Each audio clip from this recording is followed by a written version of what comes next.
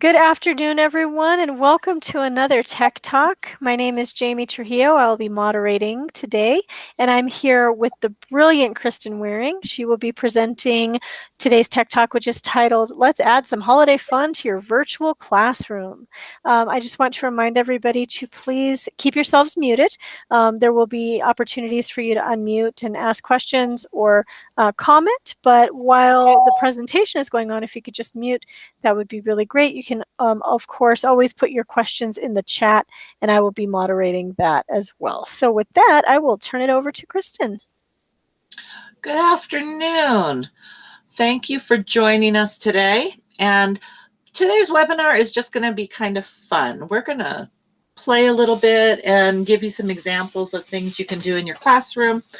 And I just want you to know, I just did a lot of research online to come up with some of these ideas because I'm a big fan of the holidays, and I think it's nice at this time of the year to be able to add a little bit of that holiday fun in for your students too.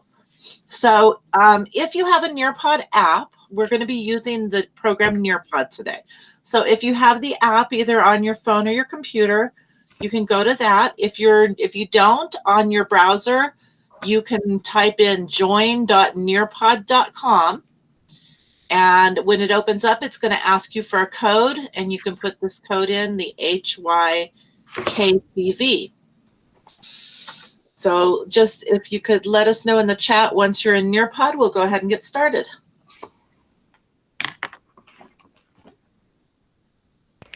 And if you have any issues getting into that Nearpod, just please feel free to type that in the chat and I can help you out.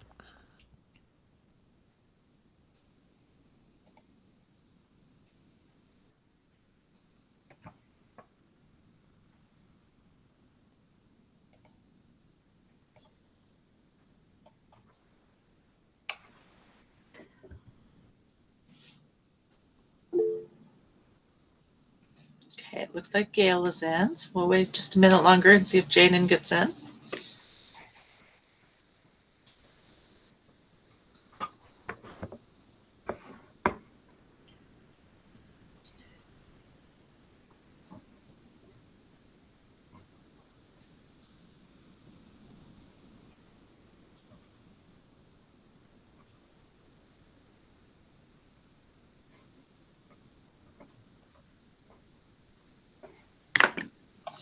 Okay, I'm going to go ahead and get started. But the good thing about Nearpod, if you're using it, is that if a student needs to join late, they can with your code. And they'll just, especially if you're doing it live at the teacher's pace, the students can log in at any time and join right in. So let's go ahead and close this and we'll get started. So as Jamie said, today we're going to talk about adding some holiday fun to your virtual classroom. And let's get started. So, question number 1, why did the rock band ask the turkey to play the drums for them?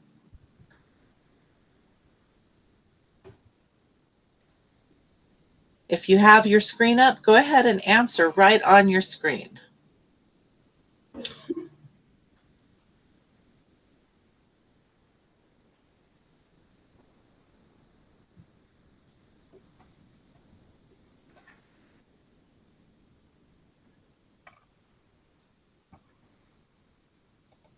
Gail, have you used Nearpod before? Yeah, I have. I'm just trying to text a colleague of mine about this. Oh, So okay. I'm going to type in my answer now. No, that's fine. I was just wondering if you had used it. It's fairly new for me, so I'm kind of excited about using it.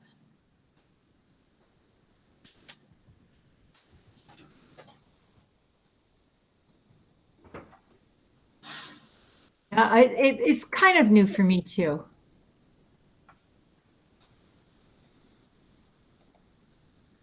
Ta-da, yep.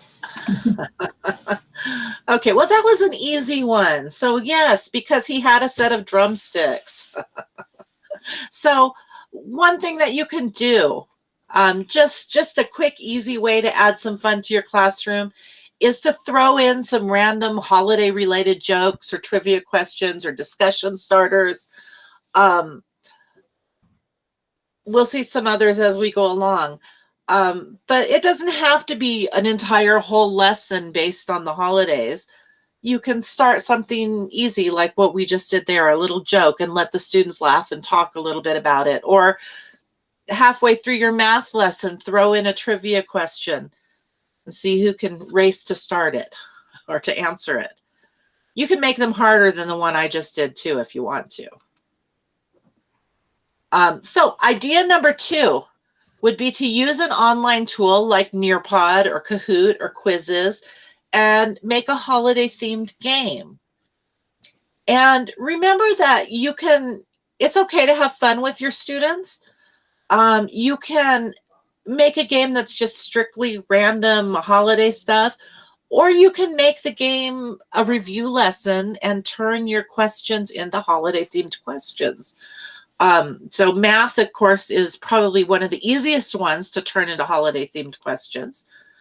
But let's try a holiday trivia game. So we're going to go to joinmyquiz.com and we're going to try a Quizziz game. So if you have the Quizziz app on your phone, just like Nearpod, you can open that up and use it. Or you can go in your browser to joinmyquiz.com. And I'm going to flip on over there for just a minute so you can see the login information. Have you any of you used Quizziz before? I haven't. You haven't used Quizziz? I like Quizziz. Okay, so Quizziz, you can actually make a quiz and you can assign it to your students. So if you're using Google Classroom or another thing to give them lessons, you can make one of these and you can just assign it to them. And I believe it's open for like 30 days, or you can do it live in your online sessions like we're going to do right now.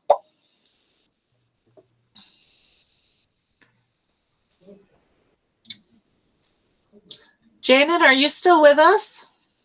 Yes, I am. Okay. I don't want to start unless, are you going to try to get into this quiz? How do I do that? Are you using a phone or a? No, I'm on the computer. Okay, so open another tab and type in joinmyquiz.com. And then you're going to enter this code that's up here on the screen, the 763142. So you don't have to close the meeting to do it. Just open a second tab on your computer.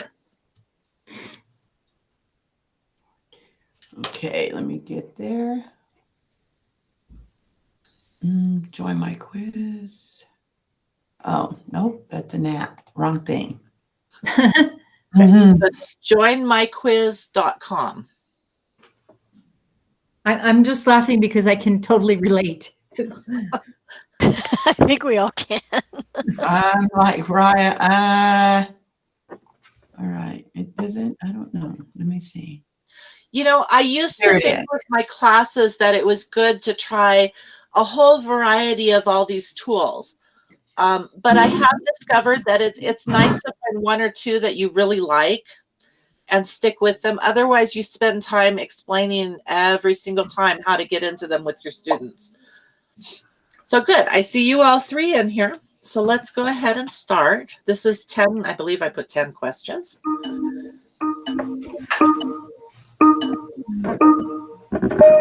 And you're only going to have 30 seconds for each question, so answer them quickly.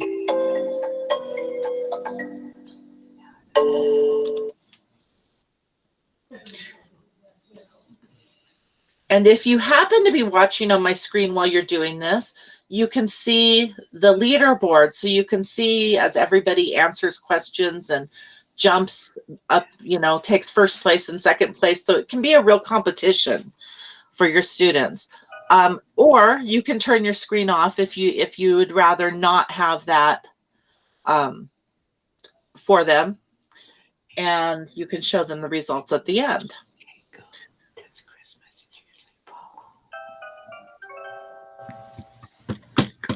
I should have played some Christmas music on here.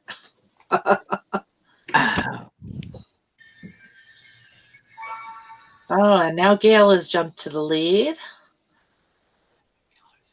Janen and Jamie are a close second and third there. Oh, God dang it. This is a lot like Kahoot.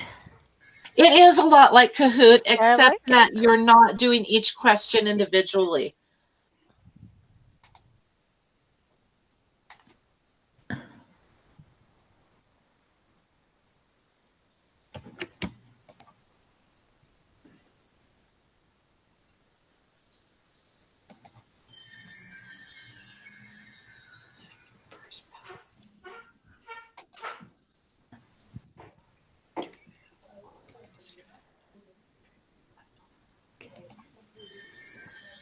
Ooh, Gail's on fire. 3 correct answers in a row.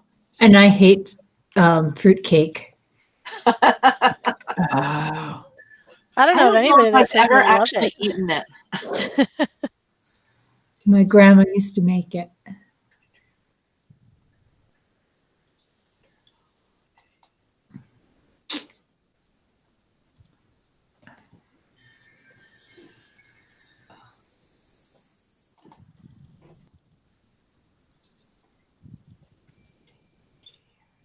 I have no idea. As we tell our students, you get a 25% chance if you guess. Oh my God. I got that one right. Oh my God. A redemption question. Oh, Yeah, I guess those too. Oh, I only got that one right on accident because I used to have a student from that particular place. And so I said, why not okay. just that one?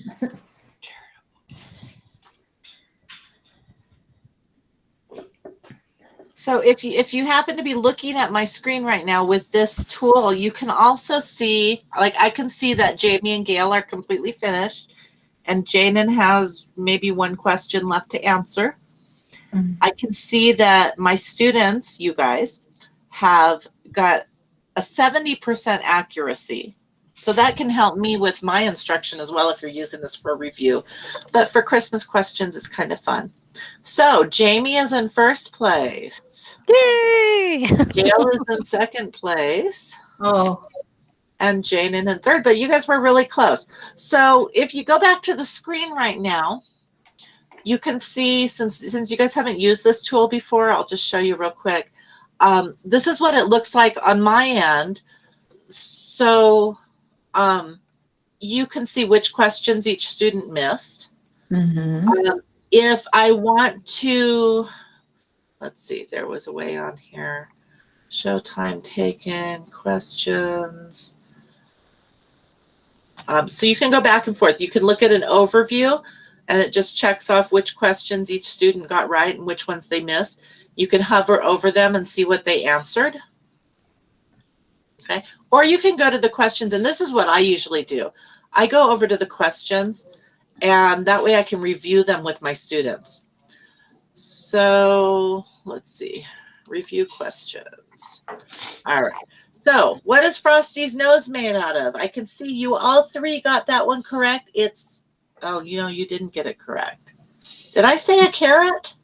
a carrot. Just so you Oh, know, because when I was playing this, it allowed me to go back and redo a question that I got wrong for extra points. Yeah, I got And I had answered yeah. a button on that one because of the song. The song says it's Right, made out and of you a know what? That's my fault. It should have been a button. I marked the wrong one.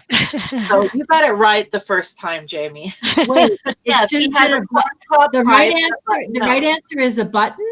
Yes, in the song Frosty the Oh, in Snowman, the song. he Okay. has a corn cob pipe and a button nose, and Yes. 2 eyes made out of coal. Forgive How my about horrible singing. But yes, I did that one incorrectly. But carrot works too. I put a carrot in when I was a kid. Yeah, I grew up in northern Minnesota. Actually, I put anything I had, a rock. Yep. So question number 2 said, which country is the first to celebrate New Year's Day each year? And the correct answer for that is Tonga. It is a tiny little island in the Pacific Ocean near Fiji. And they're the very first ones to get January 1st, to get to January 1st each year. I didn't know that, but I had a student from Tonga when I lived in New York City. Yeah, he was the son of the ambassador. Oh, wow. From Tonga to the United Nations. And I don't think I'd ever even heard of Tonga until I found this question. And he was like 6'8", and oh my, and wow. And huge. I mean, he was a big guy. Yeah, I have fond memories of Richard. Yes, cool. Okay, question number 3. Normally, a year contains 365 days. Which day does Christmas usually fall on? 359. Yeah, I got that wrong. Yeah, I would have said 362. Yeah. Except that December has 31 days. Well, I was just actually trying to go fast, and I know.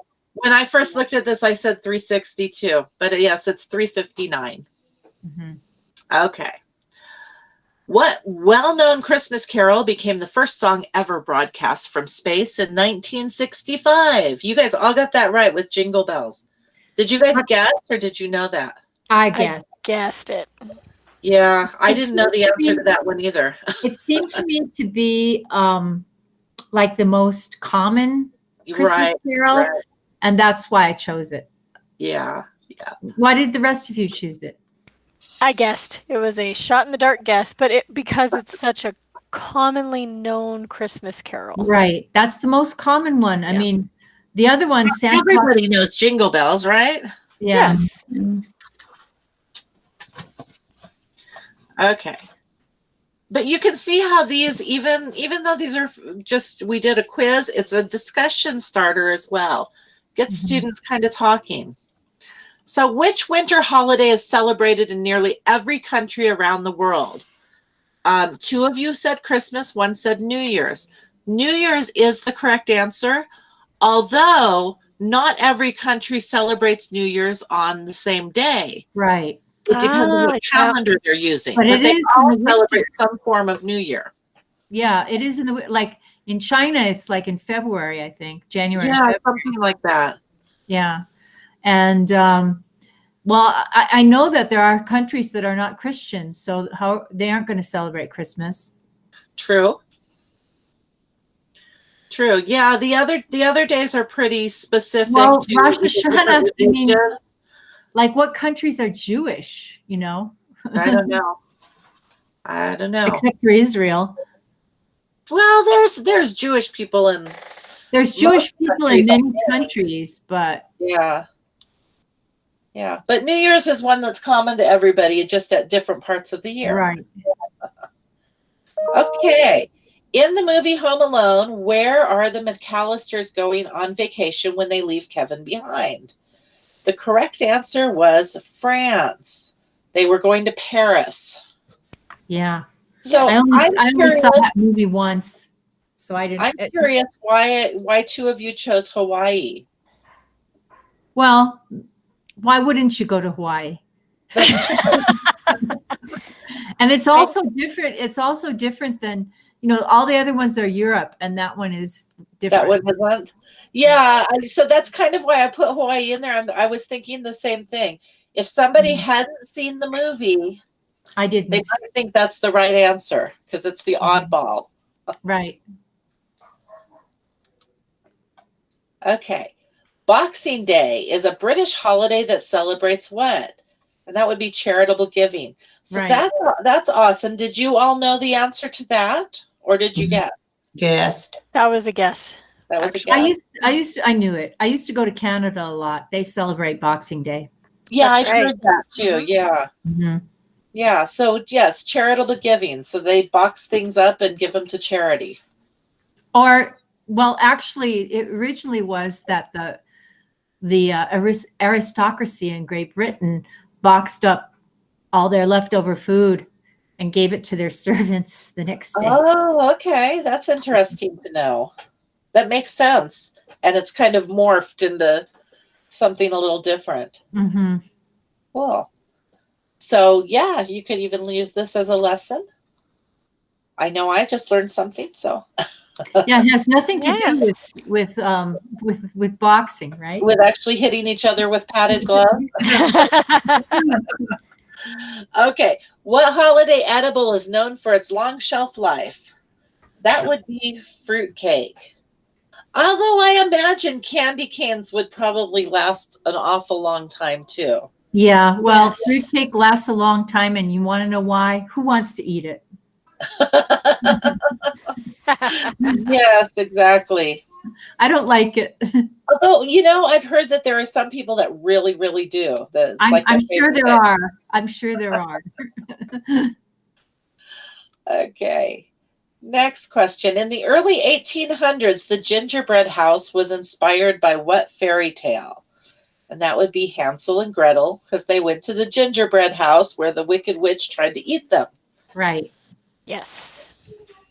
That's well, did we all get that right? Yeah, we all got that one right. Yeah. Mm-hmm. Everybody got that. Well, I guess we know that story, right? We do. But if you did this with your students, they might not. Right, because it's a generational thing. Maybe. Right, right. So this last question, according to the folklore of Austria and other countries, what horned figure punishes naughty children at Christmas time? And that would be the Krampus. Mm-hmm. Did we all get that right? Nope. Somebody said Father Christmas. Christmas in Europe is what they generally call Santa Claus. Okay, so the reason why I knew about Krampus is because I had a coworker who was obsessed with Krampus and kind of made me look it up online and everything. And so I chose this little drawing image here to put on this question because all the other ones are really scary looking. They really are. Yeah, they Krampus. really are. Yeah. Yeah, he's a pretty scary looking guy. And I mean, what is there's a lesson behind that because they've been doing that for centuries. Maybe, follow your instincts and stay away from people that make you feel like that. Right. Something like that. Yeah. And that was, that there is, in addition to good in the world, there's evil in the world. I mean, so you know what? I guess one of the ideas I have for later on is discussion questions or writing assignments based on holiday traditions. Mm-hmm. That could be something to give to your students. What do you think? Why do you think some people, some religions or some countries have the benevolent Father Christmas who's giving stuff to the children and rewarding them for being good, whereas other countries have this nasty, evil-looking Krampus that's punishing children for being naughty? But I think that isn't Austrian? Isn't Austrian? Okay, so don't they have both? Possibly. Yeah. Possibly. So you either get visited by Father Christmas or Krampus. They used to. I come from a culture that had an agricultural past, and they used to tell us if we were naughty that they would give us a stick with a potato on it. Now, nobody wanted a stick with a potato on it because we had a whole basin, like a whole huge crate, or not a crate, but some sort of structure in the basement, just filled with potatoes for the whole year, So you don't really need any more potatoes. I still wanted a potato. Right. Well, and I guess that's kind of right along with adding, if you're good, Santa brings you a present, and if you're bad, you get a lump of coal, right? So there's that kind of stuff, I think, probably in most traditions. Sure. So, okay, so quizzes, making a quiz, and I want to show you also, just real quick, on Quizziz and on Kahoot, if you've used Kahoot before, if you don't have time to make your own, there's all kinds of quizzes here that other people have made up. I Right. would recommend actually looking at the questions before you give them to your students. Yes. But there's just about any topic you could imagine on here. I mean, there's history and math and reading and all that. If you wanted to do one based on Thanksgiving, Mhm. you can type in Thanksgiving, and there's a whole bunch of them on here that other people have made up. Did you make this, Kristen? The one that we just did, I made, yes. Okay. And it's, Um, I mean, it's only, how many questions was it? Not many. That one was only 10. Right. You can look on here. And If so you now- hover over one, so And you so can see now- like this one right here. Over here, it has 17 questions, And so you can now, preview the questions. now your quiz went into the pool, right? So we Well, you can also set it up. I don't know if mine went directly in there or not, but over here, I have my library. Mhm. And so these are all the ones that I have made. So you can reuse them. Right. I think, let me just open this up real quick. So But you could add it to the pool if you you wanted. could. There's a way, there's a question somewhere when you're creating it Uh-huh. that asks, do you want it to be public or private? Right. And see, I actually, what I did is I copied somebody else's and then I changed a bunch of them to be my own, which is why I didn't change any of this. It still says 3rd to 5th grade, but you can change that to put whatever grade you want. Oh, right here. So public. So this one is visible to everybody, or you can make it private and visible only to you. So depending on what you're doing, if you think you did a really good one, share it with everybody else. So Quizziz is fun. Kahoot is very similar to that. You can do the same thing. Nearpod has a whole bunch of stuff in here that lets you do questions or little games or different things like that with your students. So why don't you go ahead and go, now that we're done with the quizzes, go back to the window that has your Nearpod on it. And let's finish this up here. So idea number 3. So that was idea number 2. Idea number 3 might be to add some holiday fun to your classroom, might be to have students do a research project about holiday traditions around the world. Or whatever you think of. I think holiday traditions around the world is kind of fun because there are so many traditions and people that celebrate. Some places very similar.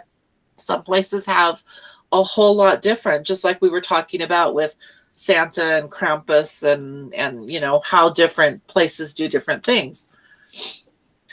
So give them a research project. A fun way to have them, if on any research project, whether it's for the holidays or not, is to give them options on how they can present it to you. So you could have them write an essay. You could have them do a Google slide presentation. My students really love making Google slide presentations. One of our other instructors had ideas of having them write a poem about it or creating their own video to share with the class about the project. So you could make it kind of fun. Make it Or a song, like if there's any songwriters out there.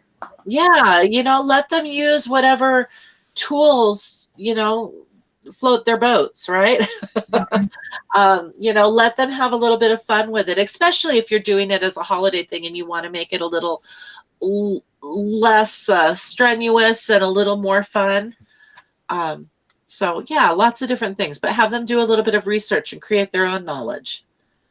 Idea number 4, practice technical writing and attention to detail by creating a digital holiday recipe book. Have everybody bring their favorite recipe or a video of their favorite recipe or however they want to do it. Use a tool like Google Slides or Adobe Spark or Powtoons. There's all kinds of different tools out there that you can use to make a digital presentation and then share it with each student so they have everybody's recipes. If you want to see something really good, this is what I'm making for Thanksgiving this year. This is my new recipe. that I haven't tried yet, but it was a video and it Ooh, made me. that looks good. Doesn't that Yum. look good? Cranberry. I love brie. I love cranberries. Yeah, brie and cranberries. And it's Yeah. all ooey gooey and yummy. So, I don't know if I'd have them do this, because if you're practicing technical writing, you want them to actually write the recipe. Or you could just have fun and put it together. Have them find a video, have them write it out, however you want to do it. Okay, now that we're all hungry, let's go back here. Okay. So, So, yeah, have your whole class pitch in. Maybe ask them what traditional recipes they eat at the holidays and let them share. This one sounded like fun. I haven't done this before, but rewrite a holiday story. So the example was, draw out your students' creative writing skills with this fun writing project. Students can choose any holiday tale and rewrite it, or you could assign one. So the example they gave was Frosty the Snowman. And if you've heard of PAFT before, I haven't heard of that, but what is it called? PAFT format. It's premise, audience, format, and topic. So, but you could write this up how I took that out because I hadn't heard that before. But the premise of Frosty the Snowman is that it's told from a third-person narrative point of view, the perspective. It's designed for young children. It's a fictional cartoon. And the topic's ideas or the thesis is loyalty, faith, and friendship. So have the students change one or more of those ideas and rewrite the story. So for instance, maybe they tell the story from the point of view of the magician, or they tell the story from the point of view of the little girl, something like that. They can change the audience to be for teenagers or even to be for adults. They could change the way, I'm not sure what flash fiction is. They could write it as it's really quick. It's like really short. Just a really short, fast story. Yeah. Instead of being about loyalty, faith, and friendship, they could change it and make it humorous or sarcastic or something like that. But do you have an example? I don't. This was the example that they gave, is just the idea. But I've heard this done with songs before, where they take a song and they change the words to fit their situation. This is done with a story. Take the story and rewrite it from a different point of view, which I like that. I like the different point of view part. I think that would be a little easier, but you could change different things and depending on what you're teaching with your kids. Oh, looks like we lost Jamie. She'll be back. Actually, I think oh, there she is. Okay. I had an assignment like this in when I was taking Spanish for a song, Spanish, to rewrite it. Yeah, it was fun. To rewrite it in Spanish. But yeah, I mean, in Spanish, but to rewrite it with it was with a different point of view. Yeah, different theme, or according to our own lives, something like that. Right. And they could do this. I could see students doing this either as a group, so a group activity, or doing it as a homework assignment and bringing it back in later on. I really like using the collaborative stuff that they have here in Google, where the students can all get on the same document and work together. Or you can create a slide presentation and give them each a separate slide to write their part on, so that it's all as one project to do in class. So lots of stuff you can do with that. Lots of different ways you can go. Idea number 6, throw a virtual Christmas party. There's a lot of ideas online for throwing virtual Christmas parties, and you can use some of the stuff that we've had in here. You could have the students tell them to bring their favorite Christmas snack and do it. Since we're doing this online digitally, everybody turn on their cameras and have their snacks together. You could do party games. There's all sorts of stuff you could do with a virtual Christmas party. I tried to do this with my coworkers, but they're all tired of being on the computer, so they were being Scrooges and didn't want to play. But I think I'm probably going to do something similar to this with my students and just have a little virtual holiday party before we send them off for the holidays next month. Idea number 7, play a game of Would You Rather. You could also turn it into a writing assignment. So next slide here. Would you rather be? Would you rather be a reindeer on Santa's sleigh or an elf in Santa's workshop? And if you wanted to turn this into a writing assignment, you could have them tell you why.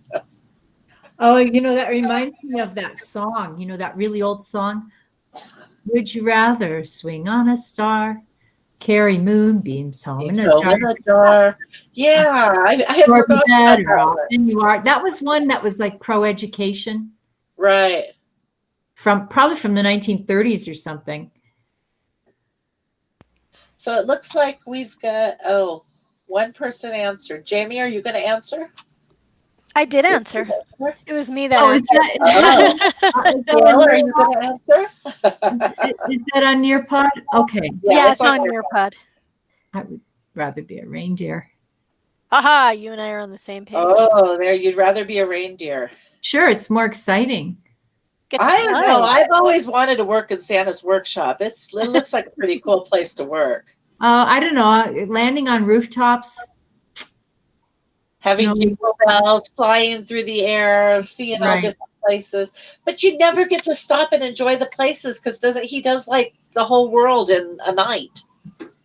It's only one night. It's all work and no play. Yeah, but so is Santa's workshop. Right. Well, that's true. At least you're flying through the air. And I don't know. True. Okay. And my last idea here, give math problems with a holiday theme. And I had already suggested that early on. What was number 8? Oh, number 8 was the Would You Rather. Oh, I thought. Then what was number 7?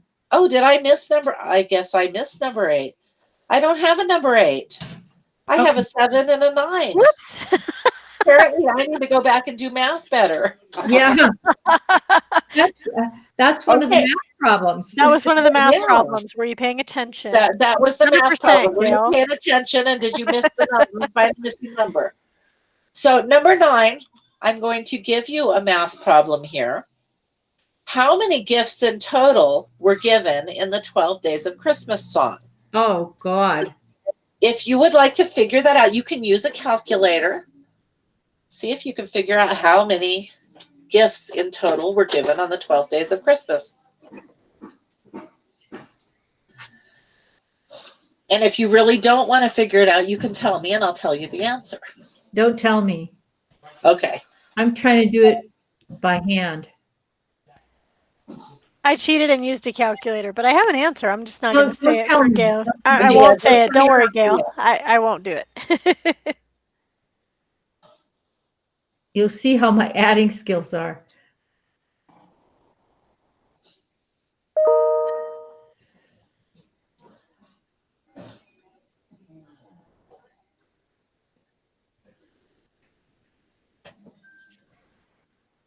I have 78. That's what I got. That would be incorrect. 12, 11, 10, 9, 8, 7, 6, 5, 4, 3, 2, 1. Okay. Let me show you why that's incorrect. Oh, this is the page that number 8 was supposed to be on. Okay. The answer is 364. Because every day, if you listen to the song, you had the first day of Christmas was a partridge in a pear tree. And then on the second day of Christmas, he got 2 turtle doves and a partridge in a pear tree. Oh, I see. Then he got Brilliant 3 trick question. and 2 turtle doves and a partridge in a pear tree. Yep. Okay, I see the equation. Yep. Yeah, kind of a tricky question, but it I like might be a fun one to give to your students. So that Well, is you the had, end you of had my to give us a tricky one because we're teachers. I know. I got it. I did. But you know what? It would be a fun one to talk to with your students too. Uh-huh. And I think I'm going to give that to my students as well, because I'm wondering which of them will get it and which of them won't. But I might have to play the song for them first. Yeah, right. And it might be the upper level students, the ones Right. who work Right. with algebra and grouping Yes. like that. Mhm. So those were just a few ideas for adding some fun to your classroom. It's a little more difficult, I think, while we're online, because we're not all together. We can't put up the decorations and things like that. But I think we can still have a little fun with our students and get them into the holiday spirit. One thing I did try to do in here was I tried to focus not just on Christmas, because we don't know that all of our students are celebrating Christmas, but there's a whole lot of other holidays around the world that are celebrated too. And, I think expanding our students' horizons, even if they've never heard of them, might be fun as well. I think that Krampus is a really fun figure in a weird kind of way. Right, It goes right. in a horror movie kind of way. Yes. Exactly. Oh, he has some scary pictures online. Yeah, if you haven't looked at them, you should. Oh, I have looked at them. I can't imagine showing those to my daughter. She'd Well, have they nightmares. do parades. No way. They do parades with Krampus going through in these parades, and Krampus actually comes up and scares on purpose the young children. I've heard that. I think I've seen a video about that. Yeah. That I only saw it on video. So anyway, have some fun. Have a great Thanksgiving. If you want to use any of these ideas, feel free. The video will go up on our website. And so you can go back and look at some of the ideas if you want to. Or like I said, I took most of these ideas from online. So just go look up some holiday. I think I looked up virtual holiday classroom ideas. And there's all kinds of things on there. So have some fun with your students and a little fun for yourself, and enjoy the holidays. Well, thank you so much, Kristen. That was really fun. That was fun. Thank you. I'm glad you came. Thanks for joining us. Yeah, I'm glad I did. I mean, yeah, it's great. It's great.